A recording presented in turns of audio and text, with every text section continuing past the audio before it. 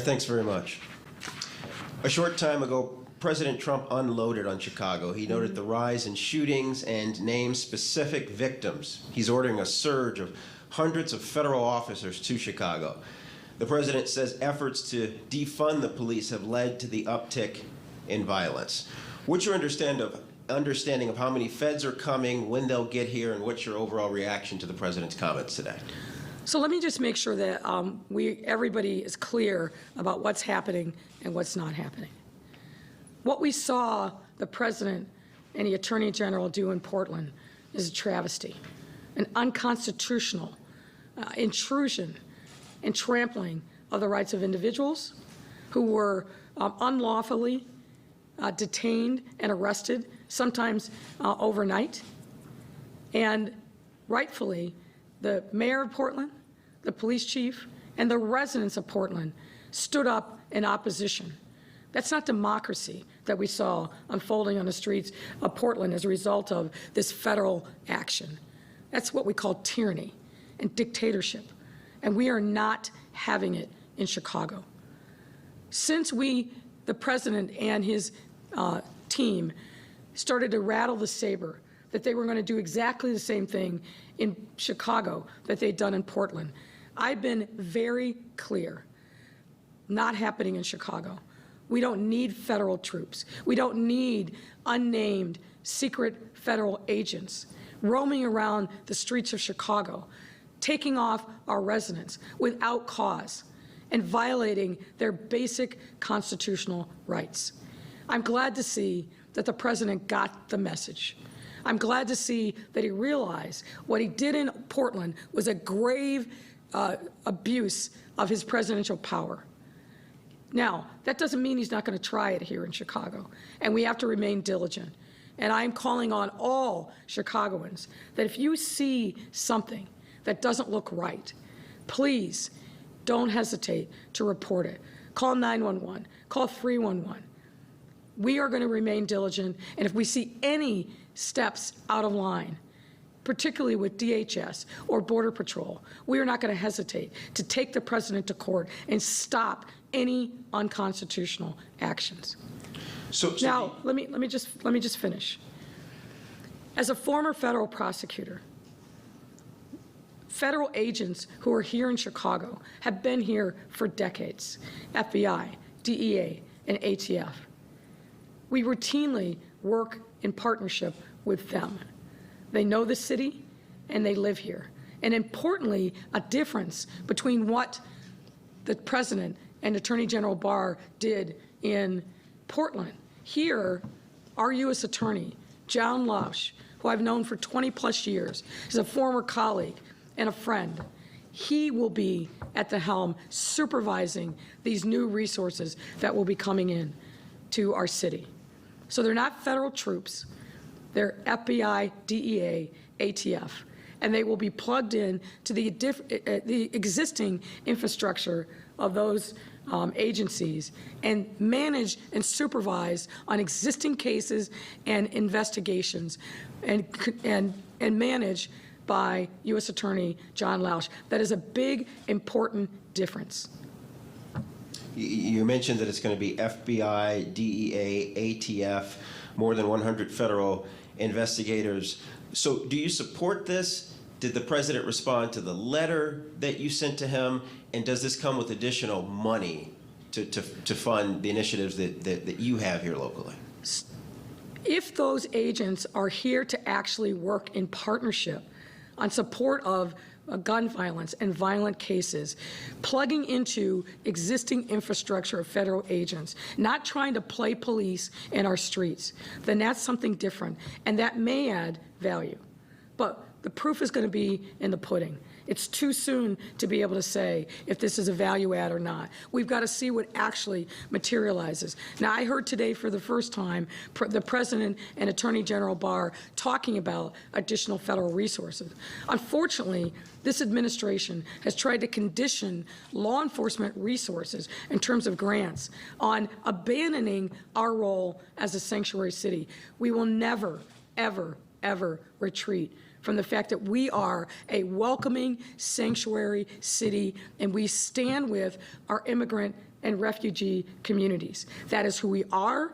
That is part of our values, and we're not going to have somebody dangle money in front of us and retreat and compromise our values. So today is the first time that we've heard it. We'll see if there are any strings attached. If there are that are unacceptable to us, no thank you. One other thing with this, because the president got very specific. He mentioned the shooting outside of the funeral home last night. He mentioned specific violent weekends that we've had recently in Chicago. He blames you. He blames local leaders. What's your response?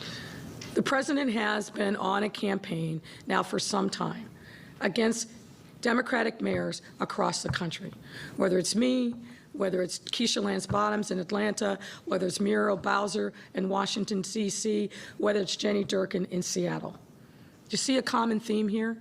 The president is trying to divert attention from his failed leadership on COVID-19. He has failed, he has failed, he has failed. If the president really wanted to do something to aid cities, as I wrote in a letter to him on Monday, to which he has not responded, if he really wanted to help us, there are some things that the federal government is uniquely qualified to do. Why are we engaged in such violence? Because there are too many damn guns on our streets. And why is that so? Because the Republican leadership for way too long, including this president, refuses to even have a conversation about common sense gun reform. We need universal background checks. We need to close the gun show loophole. We need federal prosecutions of straw purchasers. We need to empower the ATF to actually go after federally licensed gun dealers who are constantly selling guns to straw purchasers and gang members that end up on the streets of our city and causing harm. You didn't hear anything about that today. No. The president doesn't want to actually face the tough calls and be a real leader on things that could actually make our communities safe. Make no mistake about it. What happened here today in Washington, D.C., with those poor families was a political stunt. There has been no goodwill from this president for our cities to do what is necessary to help us address local issues. Starting back to the beginning of this pandemic, the president has refused to listen to mayors across our city. What they do there affects us. We're on the front lines. There's an ample opportunity for him to be in partnership with mayors of all stripes, every party, every geography, every size, but he doesn't care. He fundamentally doesn't care. He doesn't get it. What he cares most about is himself. What he cares most about is trying to change the subject from the failure of his leadership on an issue of a pandemic of our lifetime where people are suffering. If he cared about cities, if he cared about Chicago, there are meaningful ways that the president could actually help. Instead, it's denigrate, divide, and disparage. That's not leadership. Mayor, by no means was last night's mass shooting the fault of Chicago police, but there were 2 marked cars and a full tactical team in the area at the time of the shooting. Are you satisfied with everything CPD did? And what does it say that the cops were there, but a mass shooting still occurred? I think what it says, unfortunately, is the brazenness and the cowardliness of the people who shot. I think it speaks volumes about that. There is an ongoing gang conflict in the areas between District 6 and 7. The commanders are very well aware of it. They have deployments to address those issues.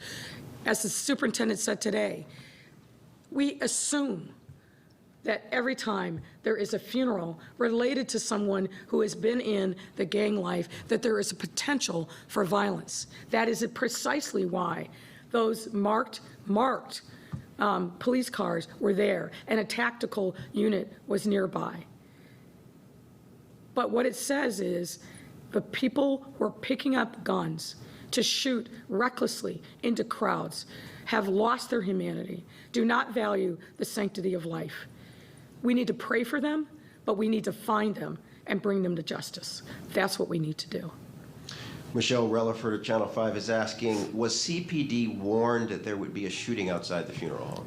There was information, but as I said, it is standard protocol for CPD to make sure that they are present and visible anytime there is a funeral or other gathering and memorializing someone who's been in the life. As the superintendent said today, part of what the challenge is we see this cycle of retaliation. And we need to continue to be diligent. And we were with the marked cars that were there. But unfortunately, the brazenness of these cowards and criminals apparently knows no bounds. And we're going to have to step up efforts. We have to make sure that we are reaching out to members of the community and encouraging them to overcome their fear and make an anonymous report. We already have some promising leads because people in the community are fed up, and the people in the community understand that we all have to own responsibility.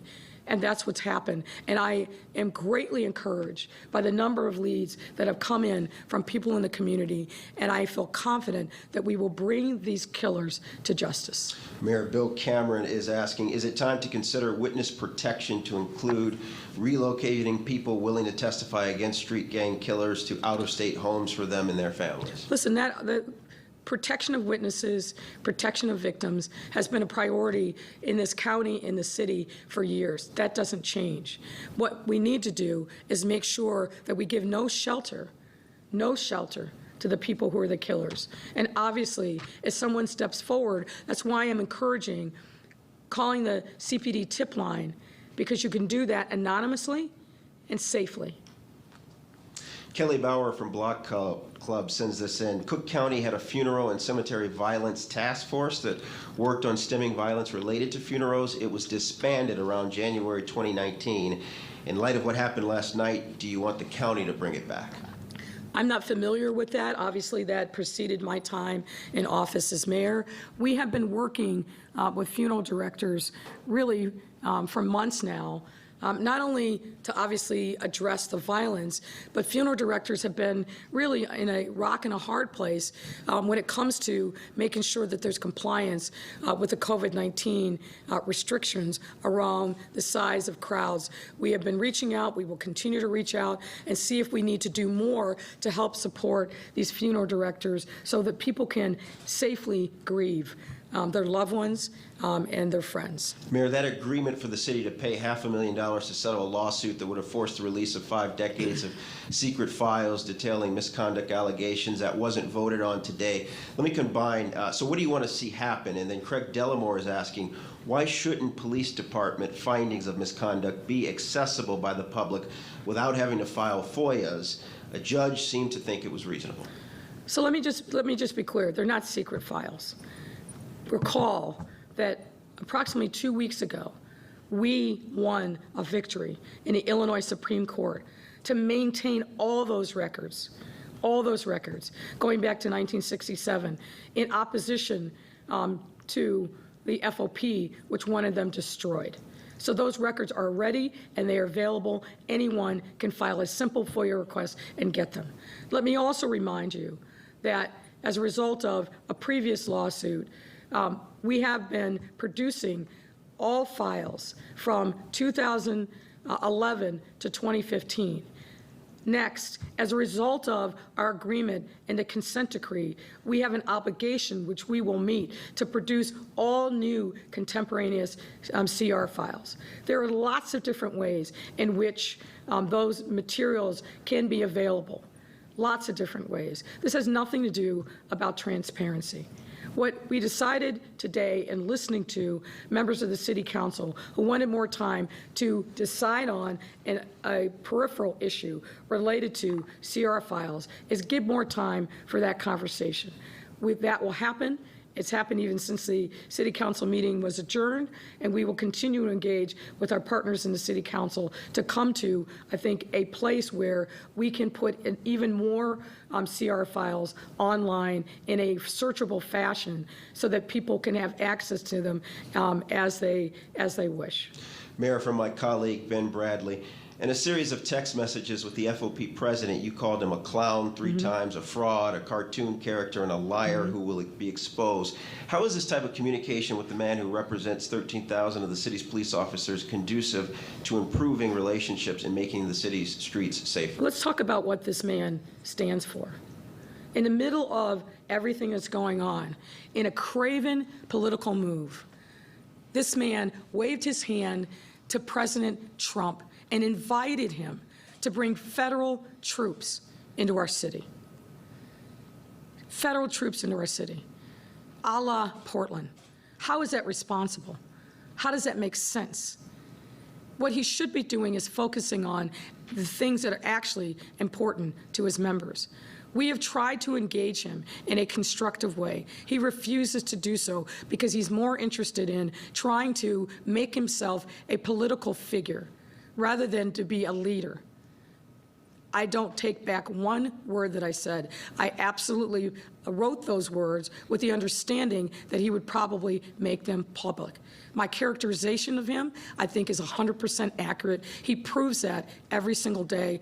I will not retreat when I see someone who is craven, who is not constructive, and is refusing to engage in productive dialogue. Last 2 questions. He defined himself as to who he is.